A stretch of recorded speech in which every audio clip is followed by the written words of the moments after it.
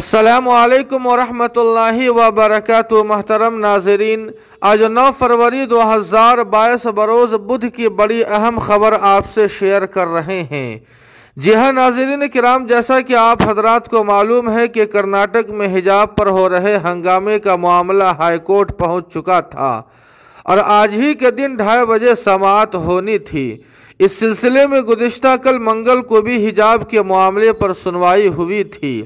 आपको बतला दें कि कर्नाटक हाई कोर्ट के फाजिल जज कृष्णा दीक्षित ने कहा है कि मामला बहुत ही गंभीर है, इसलिए इस मामले को आला बेंच के सुपुर्द किया जा रहा है।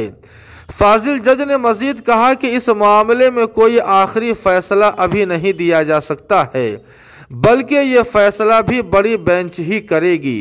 इसी तरह नाज़रीन किराम, कर्नाटक हुकूमत ने एक बड़ा फैसला लेते हुए कहा है कि 1 हफ्ते तक तमाम स्कूल और कॉलेज के पास दफ़ा 144 लागू रहेगी। कोई धरना प्रदर्शन, मुजाहरा और एहतजाज नहीं होगा।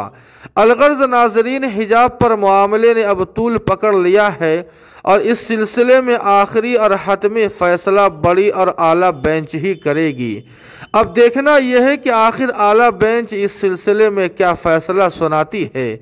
आपसे गुजारिश है कि इस सिलसिले में तमाम तर ताज़ा जानकारियाँ हासिल करने के लिए हमारे चैनल से जुड़े रहें और दुआ भी करें कि अल्लाह पाक खैर व आफियत का मामला फरमाए। जी हाँ नाज़रीन किराम, इस खबर के मुतालिक आपकी क्या राय है, कमेंट करके हमें ज़रूर बताएं।